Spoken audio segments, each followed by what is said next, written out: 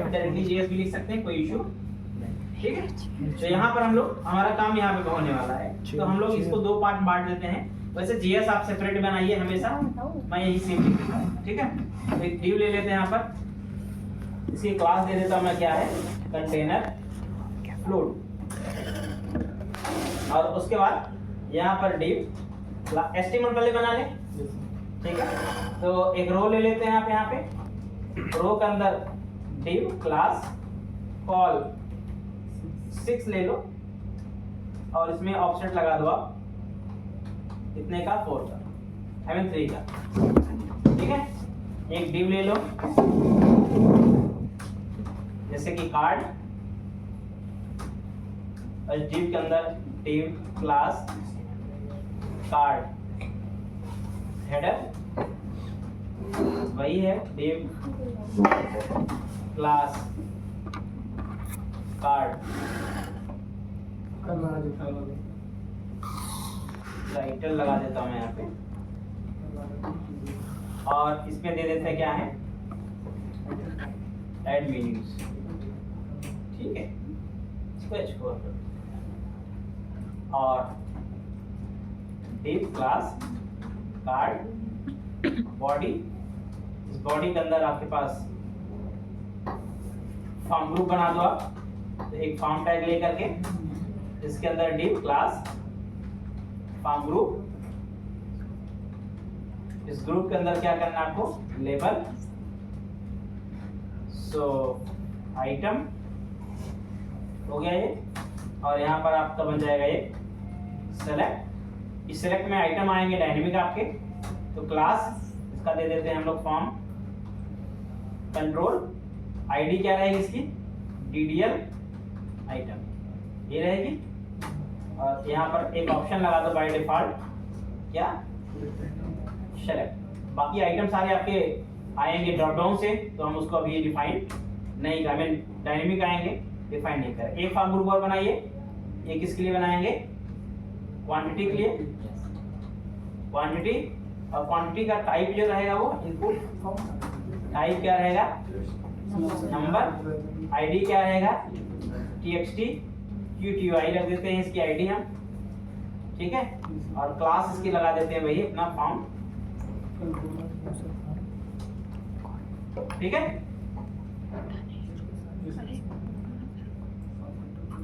ये हो गया। इसके बाद अपना एक फॉर्म ग्रुप और चाहे बना लेते हैं ऐड के लिए, बटन के लिए। यहाँ पर हम क्या करते हैं, इसमें केवल input type button ID BTN add class BTN BTN जो भी लगाना चाहो आप इसमें अपना क्लास। ठीक है, और वैल्यू दे दो आप यहाँ पे ऐड।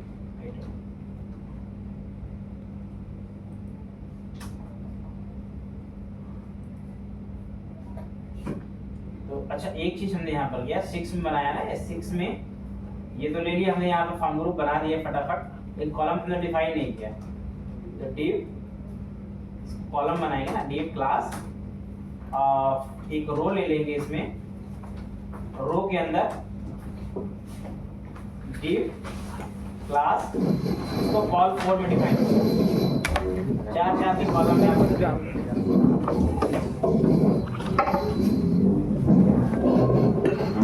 रो आपका रहा पूरा फॉर्म यहाँ पे, और कॉलम हमारे पास एक कॉलम बन गया, ये एक कॉलम हो गया हमारे पास, दूसरा कॉलम हमारे पास यहाँ स्टार्ट होगा,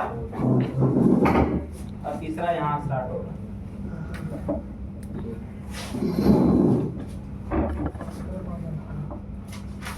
ठीक है, ये मेरी HTML केवल है, इसका राउटिंग में चेंज कर देता हूँ। राउटिंग में क्या कर देंगे, यहाँ पर हम लोग एक्शन को दे देंगे डिफॉल्ट, बस इसको एक बार रन करा लेते हैं, मेरा पेज कैसा आ रहा है मुझे पता चल जाएगा, ताकि मैं फिर वापस उसमें चेंजेस कर पाऊँ।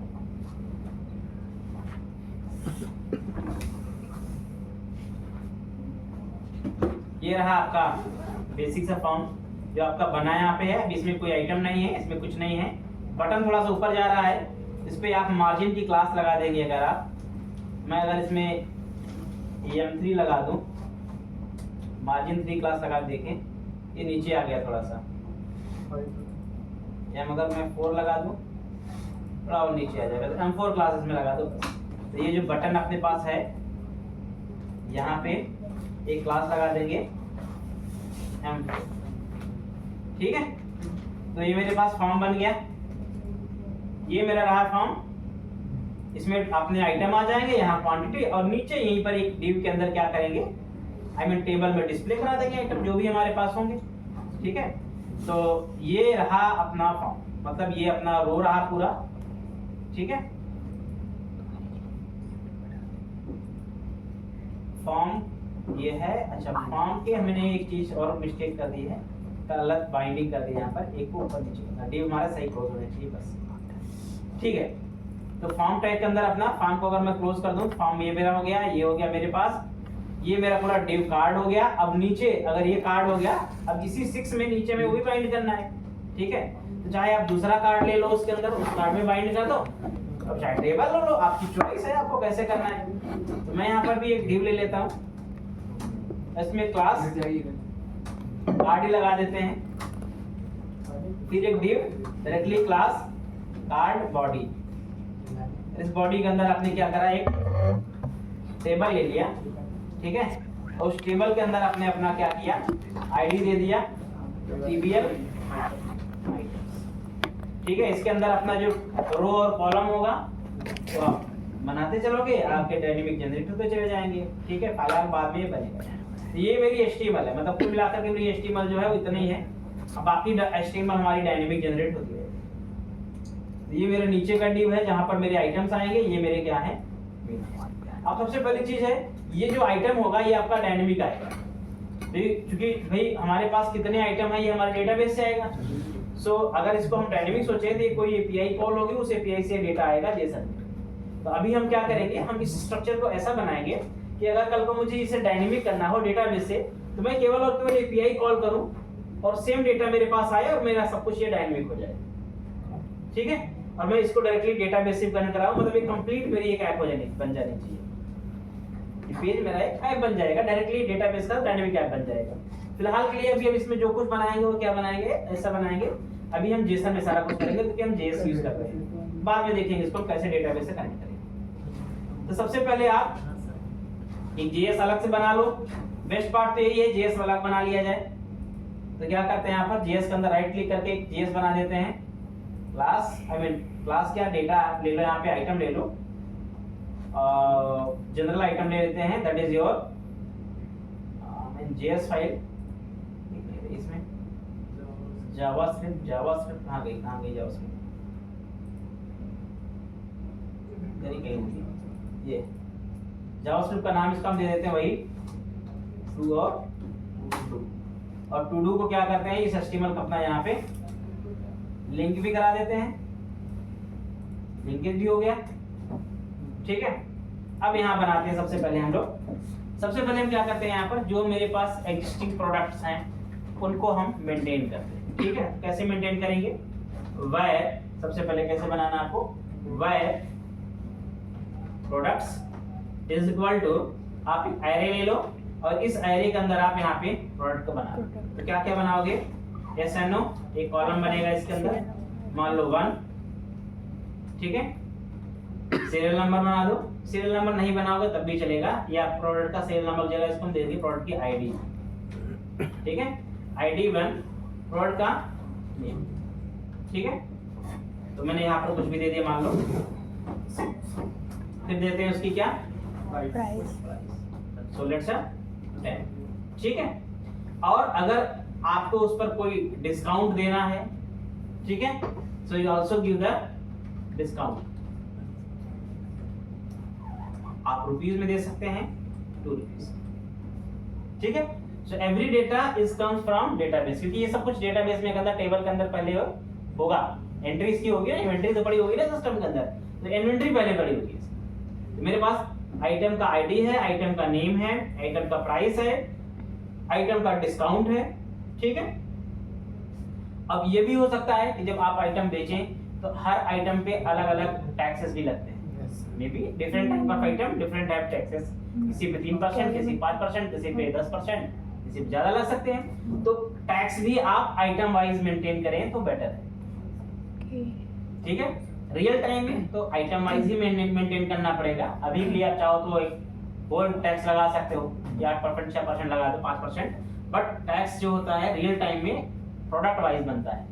लग्जरी प्रोडक्ट पे टैक्सेस ज्यादा होते हैं, डेली वाले प्रोडक्ट पे टैक्सेस कम होते हैं। ये जीएसटी का अपना रूल है जो हर किसी पर अलग अलग लगाता है, और ये टैक्सेस जो होते हैं हम डिसाइड नहीं कर सकते हैं। ये जीएसटी पोर्टल गवर्नमेंट का होता है, वहां से डिसाइड होके आता है।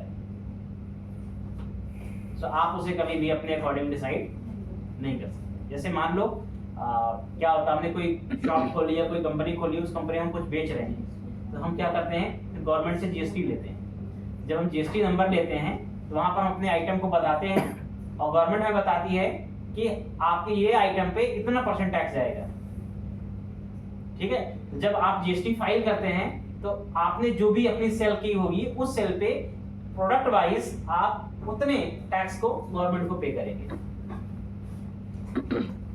समझ में? तो ये चीज हमेशा आइटम वाइज होती है, ये चीज हमेशा जनरली या कॉमन नहीं होता है। तो आपने इतना % लगा दिया, ऐसा कभी नहीं होता है। कैरेमल पॉपकॉर्न और सॉल्टेड पॉपकॉर्न भी अलग अलग टैक्स है। बिल्कुल। तो ये गवर्नमेंट के साथ ये बहुत तामझाम है भाई, टैक्स से लेकर बहुत तामझाम है। तो ये इसमें हम कुछ कर भी नहीं सकते हैं, ऑडिट हो जाते हैं जीएसटी के, टैक्स गवर्नमेंट के ऑडिट हो जाते हैं और आदमी लंबी में चला जाता है। तो इसलिए ये चीजें होती हैं। फिलहाल के लिए चलो मैंने इतना डेटा बनाया, अब मैं इसमें 2-3 आइटम अभी फिलहाल के डमी के तौर पे यहाँ पे अपने ऐड कर देता हूँ, 3-4 आइटम जो मुझे बनाने हैं, ठीक है। सो 2, 3, 4 एंड 5 मैं ऐड कर दिया मैंने यहाँ पर, ठीक है।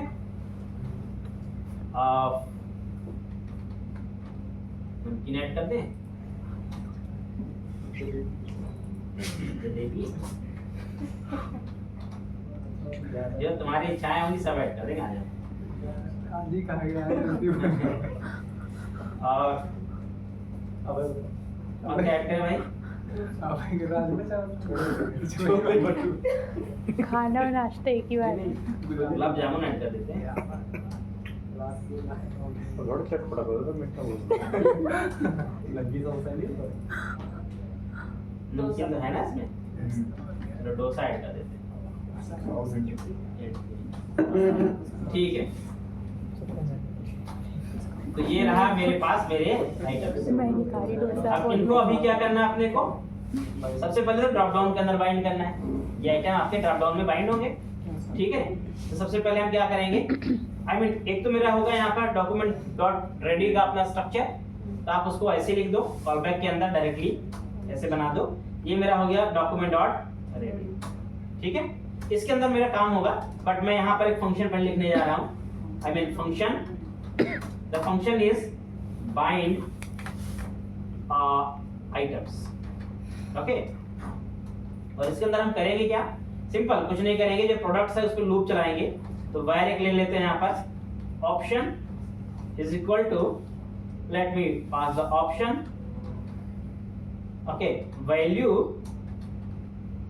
Equal to, this will be blank and again select, close the option। ये मेरा ऑप्शन हो गया। देन फॉर लग जाएगा, या आप वैसे jQuery का फॉर ईच, आई मीन इसका जो फॉर ईच होता है वो भी यूज कर सकते हैं। कैसे, products dot for each function call back देते हैं, इसके अंदर है, ठीक है। तो नंबर दिया है इंडेक्स, सो आई कॉमा आइटम ना, और आप यहाँ पर लगाइए और सिंपल क्या करिए, ऑप्शन प्लस इक्वल टू क्या लगाएंगे, ऑप्शन, ठीक है।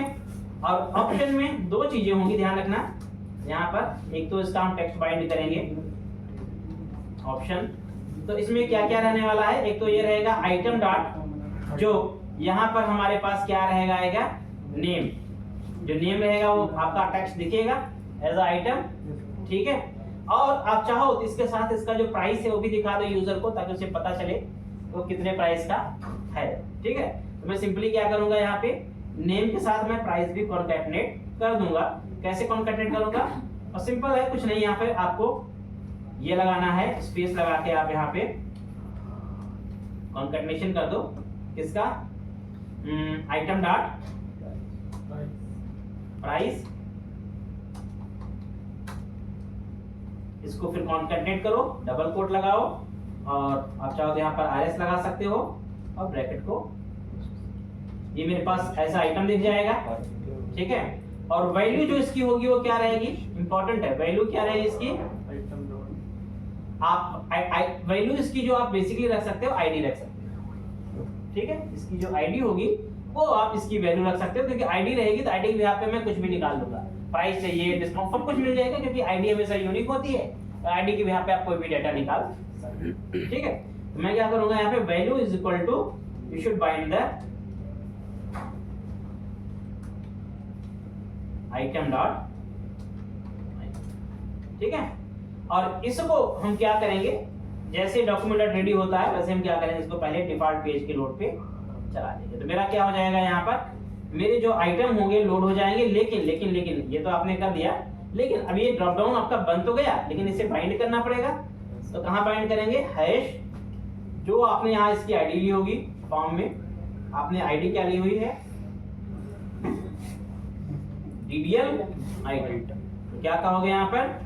DDL item dot HTML, just find the option. तो जो भी ऑप्शन होगा यहाँ पर क्या हो जाएगा आपका, वो इसके अंदर bind. So control shift R, सो सेलेक्ट। अच्छा, यहाँ पे बाकी आइटम तो आ रहा है, ये अनडिफाइंड आ रहा है। सो अनडिफाइंड क्यों आ रहा है? आइटम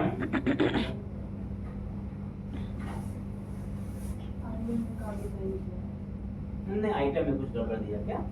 आई हमने यूजिंग नहीं, ये तो इंडेक्स है ना, उसका मतलब नहीं है। अच्छा, हमने यहाँ पर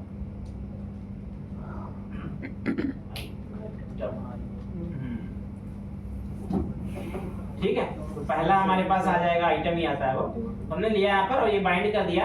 अब अरे जितने आइटम थे यहाँ पर कुछ इस तरह से आपको अपीयर हो गए, ठीक है। जो भी आइटम था मेरे पास यहाँ पे अपीयर हो गया, मैंने ड्रॉप डाउन के अंदर अपने आइटम मेरे सारे आ गए, डायनेमिक आ गए। सो अब देखो एक्चुअल में क्या होगा, रियल टाइम में ये मेरा फंक्शन है, ठीक है, जो कि सेम रहने वाला है। ये डेटा जो होगा ये मेरा आ जाएगा एपीआई से। ऐसे डेटा मेरा ये क्या है, मेरा एक इसको हम बोलते हैं मॉक डेटा, ठीक है। जैसे कभी आप फ्रंट एंड पे काम करोगे तो क्या होता है कि बैकएंड डेवलपर आपको इमीडिएट एपीआई नहीं देता है, वो क्या कहता है, भाई आप मॉक डेटा पे काम कर लो, और मॉक डेटा पे हम बाद में जब एपीआई देंगे तो मॉक डेटा से उसको रिप्लेस मार देना, ठीक है। तो ये मेरा एक हो गया सैंपल डेटा या मॉक डेटा हो गया। इस मॉक डेटा से मैं काम करूंगा, बाद में जब मेरी एपीआई बनेगी तो वो डेटा सेम यही देगी, मैं क्या करूंगा, बस केवल उसको इससे रिप्लेस मार दूंगा बस। और मेरी जो फंक्शनैलिटी होगी वो 100% क्या रहेगी, सेम रहेगी, उसमें कोई चेंज नहीं होगा। जब ड्रॉप डाउन बनाएंगे कोई भी डायनेमिक डेटा बाइंडिंग करते हो, अब मान लो कल को मुझे कोई कैरेट ऑपरेशन करना है, कुछ भी करना है, अब मान लो आप फ्रंट एंड पे काम कर रहे हो, बैकएंड डेवलपर बोल रहा है कि भाई एपीआई आपको 10 दिन बाद देंगे, तब 10 दिन बैठे थोड़ी रहोगे। तो आप अपना काम करोगे, कैसे करोगे, आप मॉक डेटा बनाओगे, आप सैंपल डेटा बनाओगे, सैंपल डेटा अपना काम कर लोगे, जब एपीआई देगा वो एपीआई कॉल करके आप उसे रिप्लेस मार दोगे, जो कि आपका तुरंत हो जाएगा काम। इंडस्ट्री के अंदर जो पैरेलल वर्क होते हैं वो ऐसे होते हैं, जरूरी नहीं है कि आपको एक्चुअल एपीआई मिल जाए, एक्चुअल डेटा हमेशा मिल जाए, उस पे काम करोगे, सैंपल डेटा पे काम करना पड़ता है। तो आप जेसन डेटा सैंपल बना करके अपना काम कंटिन्यू कर सकते हो, फिर जब आपको फाइनल डेटा मिलेगा या फाइनल एपीआई मिलेगी तो आप उसे रिप्लेस मार दोगे। समझ में? ये रियल टाइम सिनेरियो में ऐसा किया जाता है। सर आपने फंक्शन और आइटम लिखा है तो आपका परफेक्टली रन किया है, मैंने आइटम सिर्फ लिखा था तो मेरा रन नहीं होता है, मुझे इंडेक्स देना पड़ा था आई कॉमा। नहीं, पैरामीटर तो ऑप्शनल होते हैं, नहीं तो वहाँ पे सिर्फ कॉलबैक फंक्शन में पैरामीटर जो होते हैं ऑप्शनल होते हैं। मैंने जब आई हटाया तो वहाँ पे सिर्फ इंडेक्स वैल्यूज आ रहे थे सारे आइटम्स के 0 1 2 ऐसे। आपने फिर फॉर ईच यूज किया था, आपने डॉलर ईच यूज किया था। हाँ, तो वो jQuery का फंक्शन है, उसमें पहले इंडेक्स आता है पहले पैरामीटर में, दूसरे पैरामीटर में आइटम आता है। फॉर ईच में पहले पैरामीटर में आइटम आता है, दूसरे पैरामीटर में इंडेक्स आता है, ये दोनों में फर्क है, ठीक है। ये जावास्क्रिप्ट का फंक्शन है, वो jQuery का मेथड है, ठीक है। तो ड्रॉप डाउन मेरे आइटम तो बाइंड हो गए। अब सेकंड काम का क्या हमारे सामने है, सेकंड काम हमारे सामने है जब बटन पे कोई क्लिक करता है तो आइटम मेरा ऐड होना चाहिए, जो मेरी टेबल के अंदर बनना चाहिए। ठीक है, चलो उस पे काम करते हैं। तो सबसे पहले मैं क्या करता हूँ, फंक्शन बनाऊंगा यहाँ पे, फंक्शन ऐड आइटम, ठीक है। और इसके अंदर आपको क्या करना है, अपना काम करना है। ये ऐड आइटम फंक्शन चलेगा कब, आप जब बटन पे क्लिक करोगे, तो कैसे बटन पे hash btn add dot click, जब उस पे क्लिक करोगे, ठीक है, एक कॉलबैक फंक्शन होगा, उस कॉलबैक फंक्शन के अंदर आपका ये ऐड btn ऐड पे जब आप क्लिक करोगे, btn ऐड की आईडी ध्यान रखिए हमेशा परफेक्ट होनी चाहिए, ये सेंसिटिव होता है, मैच करना चाहिए। तो btn ऐड मेरे लिए ठीक है, यहाँ पे है, यहाँ भी ठीक है, ठीक है। तो btn ऐड के क्लिक पे जैसे मैंने क्लिक किया वैसे क्या होगा, ये मेरा चल जाएगा, ठीक। चलो अब इसके अंदर क्या काम करना है, वैसे तो आप फॉर्म को पहले वैलिडेट कर सकते हैं कि फॉर्म में डेटा सही होना चाहिए, इनपुट सही सेलेक्टेड होना चाहिए। वैलिडेशन का काम हम सेकेंडरी करेंगे, उसको ठीक से करेंगे हम, बट थोड़ा सेकेंडरी करेंगे। अभी के लिए हम क्या कर सकते हैं, यहाँ पे सिंपल डेटा अपना गेट करते हैं और जेएसएन डेटा में ऐड करके उसको बाइंड करा देते हैं। तो कैसे करना होगा या क्या स्ट्रक्चर होगा उसका, वो हम समझते हैं। जेएस में आप लोगों ने ऑब्जेक्ट पढ़ा था, ऑब्जेक्ट, तो ऑब्जेक्ट को हम बनाते कैसे हैं, उसका सिंटैक्स होता है। बेसिकली जो एरे होता है, ऑब्जेक्ट होता है, तो एरे ऑब्जेक्ट को बनाने के तरीके होते हैं, ठीक है। तो यहाँ पर मैं ऑब्जेक्ट बनाएंगे स्टैंडर्ड तरीके से और उसको हम लोग एक एरे के अंदर ऐड भी करेंगे। फिलहाल जैसे आपने यहाँ पर ये प्रोडक्ट्स लिया है, वैसे मैं एक और आइटम वेरिएबल लूंगा, दैट इज मेरा कार्ड, कार्ड आइटम। ये मेरा एक बनेगा बाय डिफॉल्ट क्या, ब्लैंक एरे। बाय डिफॉल्ट क्या हो गया, मेरे कार्ड में मैं मान रहा हूँ कोई आइटम नहीं, बाय डिफॉल्ट मेरे कार्ड में कोई आइटम नहीं, ठीक है।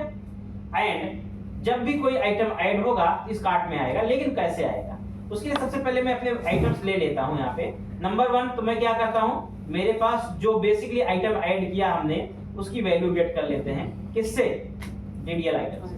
तो यहाँ पर where item ID is equal to dollar hash DDL item dot val. Val से क्या मिल जाएगा, आइटम की आईडी मिल जाएगी, क्योंकि हमने यहाँ वैल्यू में आइटम आईडी बाइंड किया हुआ है, ठीक है। सेकंड थिंग मुझे क्या चाहिए, QTY quantity, QTY is equal to dollar hash TXT QTY dot again, दोनों चीजें मुझे मिल गई, क्वांटिटी मिल गई और आइटम की आईडी मिल गई। इस आइटम की आईडी से मेरे पास आइटम तो ऑलरेडी पड़ा हुआ है, तो मैं आइटम का नेम भी निकाल सकता हूँ, प्राइस भी निकाल सकता हूँ, डिस्काउंट सब कुछ निकाल सकता हूँ। मुझे जो भी चाहिए यहाँ पर मुझे इससे निकल जाएगा, मतलब कैलकुलेशन में मुझे कोई दिक्कत नहीं आएगी, क्योंकि सब कुछ मेरे पास डेटा पहले से पड़ा हुआ है। दो चीजें मेरे पास आ गई, ठीक है। अब इस डेटा को क्या करना है, मुझे ऑब्जेक्ट में कन्वर्ट करना है, मतलब इसका पूरा मुझे एक ऑब्जेक्ट बनाना है और इस कार्ड के अंदर क्या करना है, पुश करना है, ठीक है। मतलब जो आइटम यूजर परचेज कर रहा है या फिर कार्ट में ऐड कर रहा है, वो सारा आइटम क्या हो जाएगा, आपका इसके अंदर ऐड होता चला जाएगा। और फिर वही आइटम क्या करेंगे हम लोग अपने टेबल के अंदर बाइंड कर देंगे, समझ आया। तो कार्ट के अंदर क्या क्या चीजें ऐड होने वाली हैं, कैसे काम करेगा, तो आप यहाँ पर एक ऑब्जेक्ट बना सकते हैं। वेयर एक ऑब्जेक्ट बनाएंगे हम लोग यहाँ पे, obj item, obj item equal to, ठीक है। तो ऑब्जेक्ट हम लोग बेसिकली कैसे बनाते हैं यहाँ पर है, एक तो ऐसे डिक्लेयर कर सकते हो, ठीक है। ऑब्जेक्ट बनाने के तरीके कई होते हैं, डायनेमिक ऑब्जेक्ट बनते हैं, स्टैटिक ऑब्जेक्ट बनते हैं, आप प्रिमिटिव ऑब्जेक्ट बनते हैं। अगर आप जावास्क्रिप्ट देखेंगे तो अलग अलग तरीके से ऑब्जेक्ट को हम लोग डिक्लेयर कर सकते हैं, ठीक है। तो एक तरीका है जिससे हमने एक ऑब्जेक्ट एम्प्टी ऑब्जेक्ट बना लिया, जैसे ऊपर एम्प्टी एरे बनाया था, और इस ऑब्जेक्ट के अंदर हम क्या करेंगे, अपना आइटम जो भी है, आप इसको अंदर भी कर सकते हो, ऐसा कोई जरूरत नहीं है, इसको अंदर भी कर सकते हो, ठीक है। तो इसके अंदर सबसे पहले क्या आएगा, सबसे पहले आप यहाँ पे आइटम की आईडी डाल सकते हो। तो आइटम आईडी कहाँ से आ गई, यहाँ पर आइटम आईडी यहाँ पर आ ही रही है, ठीक है। फिर आइटम का नेम आएगा, क्योंकि यही जो आपका यहाँ बनेगा वही आपका डिस्प्ले होगा, ठीक है। तो वही डिस्प्ले होगा आपकी टेबल में, वही हम टेबल में डिस्प्ले कराएंगे। तो आइटम आईडी पहली चीज हो गई। दूसरा आइटम का नेम। अब आइटम का नेम कहाँ से मिलेगा आपके पास, आइटम का नेम वैसे तो बेसिक मिल जाएगा मुझे, टेक्स्ट में भी इसके पड़ा हुआ है, लेकिन हमारे पास ऑलरेडी ये जेसन पड़ा हुआ है, हम इसकी आईडी निकाल सकते हैं। तो कैसे निकलेगा आइटम का नेम यहाँ से? बहुत आसान होगा, आपने फिल्टर फंक्शन यूज किया होगा jQuery में, ठीक है। अब इन जावास्क्रिप्ट में आइटम इक्वल टू हम कैसे निकालेंगे यहाँ पर, जो मेरे पास यहाँ पर प्रोडक्ट्स होगा, प्रोडक्ट्स डॉट फिल्टर, फिल्टर लगा दो यहाँ पर, ठीक है। और इसके अंदर आप अपना एक फंक्शन लगा देते हैं, वैसे डायरेक्टली कॉल बैक भी दे सकते हैं यहाँ पर, ठीक है। तो इस ऑफ ई डॉट क्या यहाँ पर है, आईडी इक्वल टू क्या रहेगा यहाँ पर, आइटम आईडी, दैट्स इट। ये मेरा क्या लग गया, कॉल बैक लग गया इसमें, इसको हम क्या बोलते हैं, लैम्डा कॉल बैक। ये मेरा क्या है, लैम्डा हो गया। तो अब जो भी आइटम होगा, मतलब जो भी आईडी होगी, उस आइटम का क्या हो जाएगा यहाँ पे, वो आइटम फिल्टर हो क्या आ जाएगा, ठीक है। अब उससे मेरा क्या निकल के आ जाएगा यहाँ पर, name is equal to item item dot, आप यहाँ पर आई मीन ये एरे बन के आएगा, तो आप यहाँ पे इंडेक्स का इस्तेमाल करेंगे 0 डॉट, फिल्टर में मल्टीपल आ सकते हैं ना, तो आइटम ऑफ 0 डॉट नेम, क्योंकि लेकिन आईडी है, जैसे आप इसको कंपेयर करेंगे तो आप लिंक्यू के अंदर वेयर फंक्शन यूज करते हैं, लिंक्यू वेयर लगाते हैं तो लिस्ट बन के आती है, सिंगल और डिफॉल्ट लगाते हैं तो ऑब्जेक्ट बन के आता है, इसमें फिल्टर लगाएंगे तो लिस्ट बन के आएगी, एरे बन के आएगा। अब एरे में से आपको आएगा तो आईडी से तो एक ही आइटम मैच करेगा, लेकिन बन के आएगा एरे, तो 0 इंडेक्स को आपको पकड़ना होगा, ठीक है। इसलिए हमेशा हम यहाँ पर 0 डॉट नेम बोल रहे हैं, 0 डॉट प्राइस बोलेंगे, जो भी होगा 0 डॉट होगा, ठीक है। कॉमा प्राइस कोलन, फिर से वही होगा आइटम ऑफ 0 डॉट प्राइस, ठीक है। नेम हो गया, प्राइस हो गया, ठीक है। और क्वांटिटी सिमिलरली ले सकते हैं, QTY, क्वांटिटी हमारा यहाँ पर QTY ही ऑलरेडी पड़ा हुआ है, ये हो गया। एंड डिस्काउंट अगर आप मेंटेन करना चाहते हैं तो डिस्काउंट भी मेंटेन कर लीजिए, आइटम ऑफ 0 डॉट क्या रहेगा यहाँ पे, एवरीथिंग ऑब्जेक्ट आपका मेंटेन हो गया है।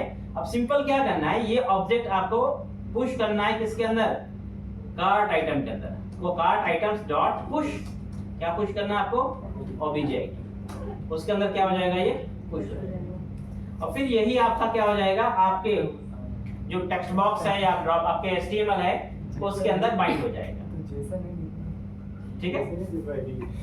जेसन डेटा बनाना है सर, जेसन डेटा को बाइंड कर लीजिए, हाँ वही बन अब ये जेसन डेटा हम क्या करेंगे, बाइंड करेंगे। फंक्शन फिर से हम क्या करेंगे, एक अगेन फंक्शन बनाएंगे, function bind cart item,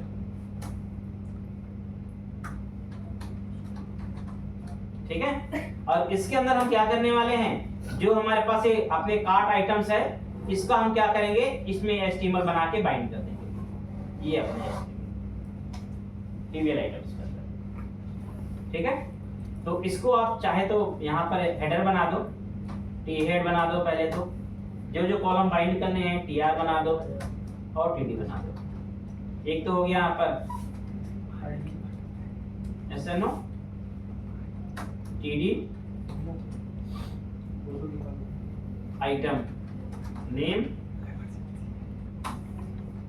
TD price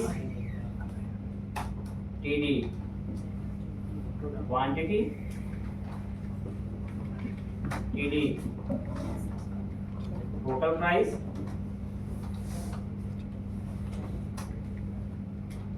ठीक है। और फाइनली आप एक कॉलम और बना देंगे इसमें, फिलहाल के लिए बाद में यूज करेंगे उसको हम लोग किसके लिए, एक्शन। ये मेरा TD हो गया।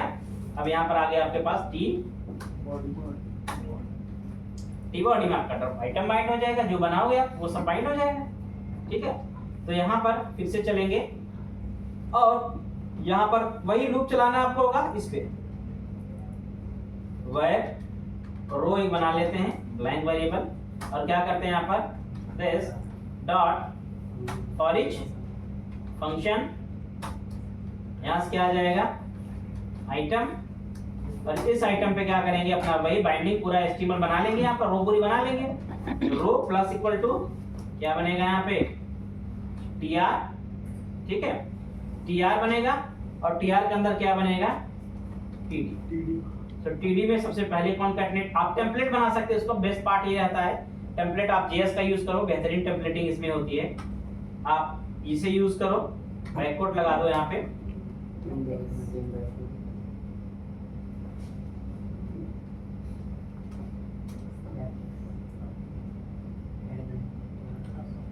और यहाँ पे सिंपली इसकी जगह क्या करोगे, बैककोट लगाओगे, बैककोट लगाओगे, जहां डायनेमिक वैल्यू आपको चाहिए होगी, टेम्पलेटिंग बेस्ट तरीका होता है यहाँ पे डॉलर, और यहाँ पर अपना आइटम डॉट, सबसे पहले क्या आ गया, आईडी ले लो, सीरियल नंबर ले लो, आपकी मर्जी है। सिमिलरली जितने टीडी आपको चाहिए जस्ट कॉपी एंड पेस्ट। तो एक तो आईडी हो गया, नेम हो गया, प्राइस हो गया, क्वांटिटी हो गया, टोटल प्राइस हो गया, और एक एक्शन हो गया। फाइनली यहाँ पर मेरा क्या हो गया, टीआर, ठीक है। तो यहाँ नेमिंग कर देते हैं, ID, name, price, PPY, and finally action. So action is nothing but just blank. अभी PPY टोटल प्राइस यहाँ पर, टोटल प्राइस यहाँ बनेगी। सो टोटल प्राइस किससे बनेगी, डायरेक्टली यहाँ कैलकुलेट हो जाएगा। तो item dot price multiplied by item dot PPY, ये आपकी टोटल प्राइस बन गई। इस टीडी में जो भी है हटा दो, लास्ट वाली टीडी में वो ब्लैंक भी छोड़ देते हैं। और उसके बाद ये रो बना मेरे पास। फाइनली जितने भी आइटम होंगे उतनी रो बन जाएंगी, और रो बनने के बाद मैं क्या करूंगा, जो मेरे पास यहाँ पे टीबीएल आइटम होगा, जो मेरी आईडी होगी यहाँ पर इसकी ना, टीबीएल आइटम्स के अंदर जो टी बॉडी होगा उस पे मैं क्या करूंगा, इसको, इसके अंदर जो टी बॉडी है उसको हम क्या करेंगे, एज HTML क्या करना आपको होगा, और रो को पेस्ट कर देना, दैट्स इट।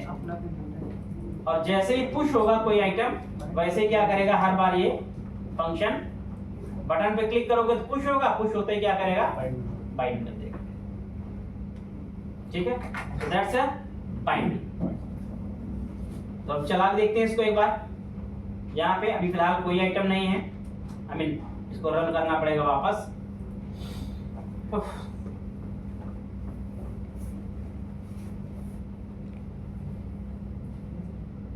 अभी इसमें टेबल की क्लास लगानी पड़ेगी, हमने लगाई नहीं क्लास कोई।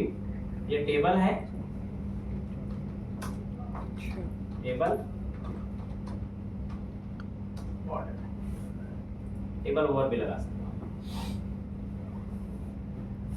ये बन के आया, ठीक है। फिलहाल के आइटम सेलेक्ट किया मैंने, नमकीन, क्वांटिटी 30, ऐड आइटम, यहाँ बन के आ गया। यहाँ पे सीरियल नंबर को जगह आप यहाँ पे सीरियल नंबर पे यूज कर सकते हैं, इंडेक्सेस को, बेस्ट पार्ट रहेगा ये। नमकीन प्राइस आपका इतना है, क्वांटिटी 30 है, टोटल प्राइस आपका इतना हो, ठीक है। ये आपके हो गए। अलाइनमेंट ध्यान रखना, जो भी टेबल बनाओगे ना, टेबल में जो न्यूमेरिक वैल्यूज होती है वो राइट अलाइन होती है, जो टेक्स्ट वैल्यूज होती है वो लेफ्ट अलाइन होती है।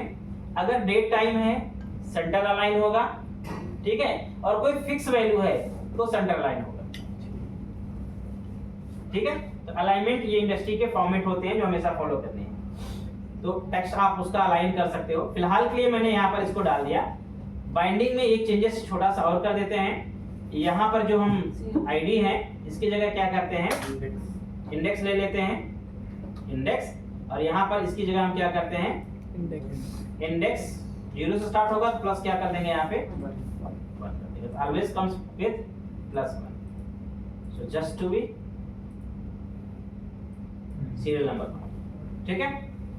तो फिलहाल तो ये ऐड हो गया, बट अभी कुछ वैलिडेशन लगाने पड़ेंगे, क्योंकि ये देखो अभी क्लिक करते जाओ सेम ऐड करता जाएगा, गुड। सेम आइटम नहीं ऐड होना है, तो एक आइटम ऐड हो गया तो क्या करना चाहिए, उसे मैसेज देना चाहिए, या तो आप ऐड मत कराओ, या ऐड करते हो तो सेम में आप उसकी क्वांटिटी को अपडेट मार दो, हैं, आप नया आइटम ऐड नहीं करेंगे। मतलब 2 बार कोई आइटम डुप्लीकेट ऐड नहीं होगा। आप कभी भी किसी भी चेकलिस्ट में देखेंगे तो 2 बार वो आइटम नहीं ऐड होता है, वो हमेशा क्या होता है, उसी में क्वांटिटी आपकी चेंज हो जाती है, ठीक है। तो वो चीज आपको इम्प्लीमेंट करना है पहले तो, फिर एक्शंस इम्प्लीमेंट करने हैं, इसमें बहुत सारा काम है। तो स्टेप बाय स्टेप करेंगे। इतने कोड में किसी को डाउट हो तो पूछ लेगा। अभी इतना आपने किया।